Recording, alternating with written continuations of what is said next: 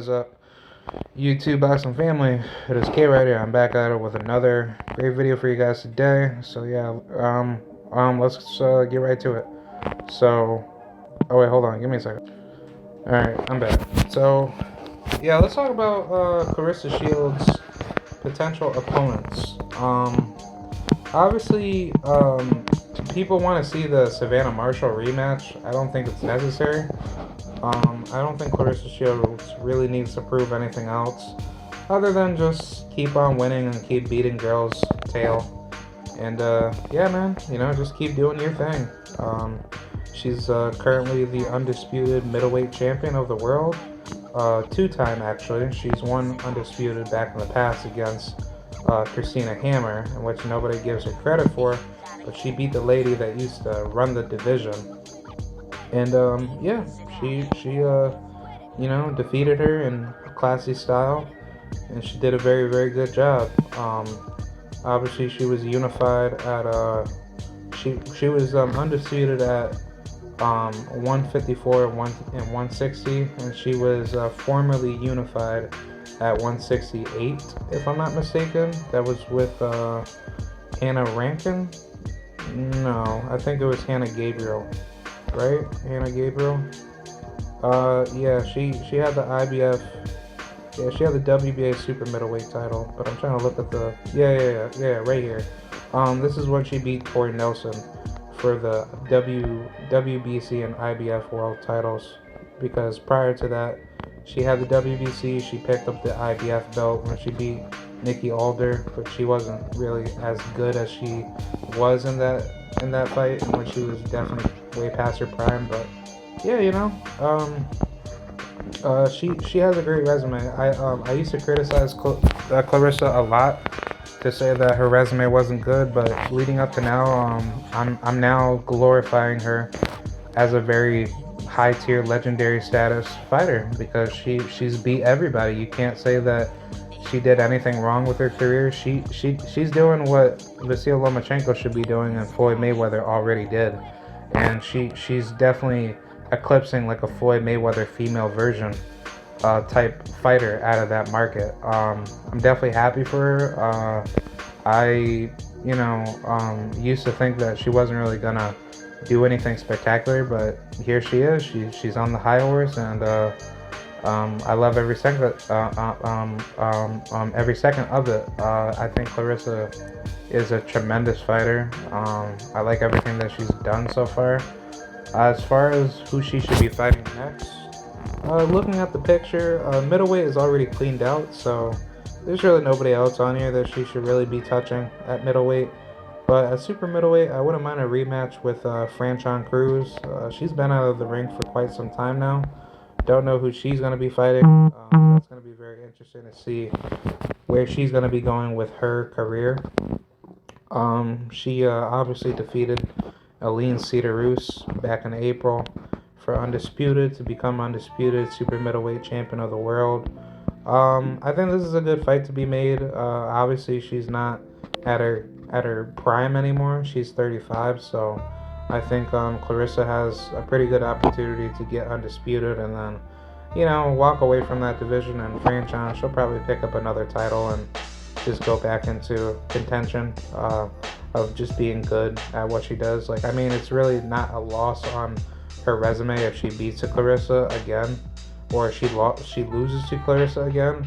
I just think style-wise, like, Claressa's style is just already outclassing Franchon style. So, like, to me, I look at it as like a bad style matchup, or it's just gonna be like a 50-50, 55-45 type of fight, where Claressa's gonna have like one step ahead skill advantage over her. But I think Franchon will definitely look a lot better from the first fight, because the first fight definitely showed that she wasn't 100% ready for that fight. And I think she made confessions to say that she just wasn't prepared. She really didn't look at that fight to be a serious outing for her, because let's just say if she actually did beat Claressa, and Claressa did like go all the way from that loss all the way out to being who she is now, that's actually not a bad selling to the public, because like let's just say she lost like a split decision to her, and everybody thought that she won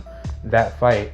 But after that, Claressa just goes ahead and becomes undisputed in two divisions, and then she faces Claressa or faces Franchon and then beats her.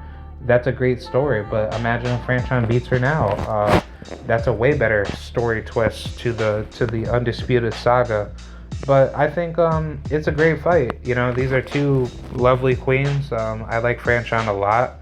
She's an absolute monster. I think she's gotten way better from the Claressa Shields loss, because, like I said, she was not 100% herself that night, and it showed because she definitely looked like she was out of shape, and she didn't have all the tools corrected in her craft of skill set. So I think in this fight, right now, if they fight each other, I think Claressa would have a much tougher fight in front of her, but she'll still get the job done to defeat her. Um, but yeah, it's a great fight. I want to see it. I think this is a lovely matchup to have these women fight each other. I'd like to see it probably down in Baltimore, Maryland, or have it back. Well, yeah, definitely have it back in Flint, Michigan. I think it's very respectful to see Claressa challenge her undisputed at at Detroit, Michigan, or somewhere in Flint, Michigan, if it's a reasonable venue. And I think that's a very good fight. I think it'll benefit both women's career, and I think they're gonna make a lot of money together now that Claressa brought a lot more fans to her fan base, and I like every second of it. Claressa definitely proves herself to be the undisputed queen and the GOAT of this generation, next to Amanda Serrano and definitely Franchon Cruz, and then I'd probably say maybe Katie Taylor, and then I'll probably throw in Tanisha Estrada, but that's about it. I mean, I don't see anybody else on there that's going to be like on the GOAT status, but for the two, or I probably say the three most credible GOATs that are doing work right now is Claressa and Amanda at number 2, and then Franchon at number 3. So yeah, let's get it. I'd like to see Franchon fight Claressa, and I'm down to see it. Let's have this fight made, and hopefully we can see that happen. Some other good fights for Claressa would probably be anybody from super welterweight that can move up to fight her. Obviously Natasha Jonas, she's gonna fight Terry Harper for undisputed, so I can't wait for that. Terry's a very lovely fighter. I love watching her fight, and yeah, she came off of one of her biggest wins against Hannah Rankin. That was a good fight while it lasted. Didn't really like the fact that these 2-minute fights are still happening, but I think eventually once we see the 12-round 3-minute fights be the same with men, I think the scaling will show a lot better with the women, and I think they could easily do it. I don't see the reason why they can't. But yeah, I think the biggest issue was just that Claressa doesn't really have that much competition left in any division. I think like at 160, there's really nobody here. Savannah, I wouldn't even need to give her a rematch. I don't see that to be really beneficial. But I say let the next best fight for her.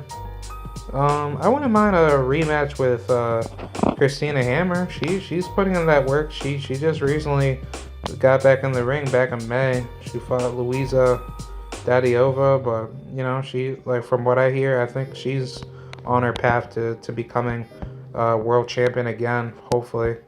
So maybe her and Franchon will probably fight each other maybe sometime soon in the future. I think that will probably be the next fight.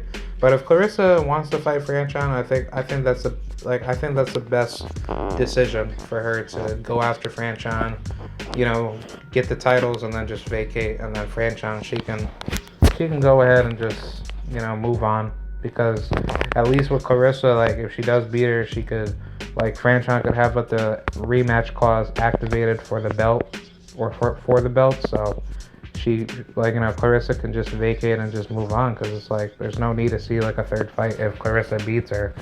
But yeah, I'm just saying, like, I think like where things are gonna be falling under with the level of marketability. I think there's really not that much opposition for Claressa Shields, so I don't know what's gonna happen. I think she's just gonna move on from the Savannah rematch. I don't think it's necessary to see Savannah in the ring with Claressa. I think Claressa would just stop her in the rematch, and like I think respectfully it should be in America, because even though that she's on the no-fly list from the MTK Global Connection with like Daniel Canahan and the Furies.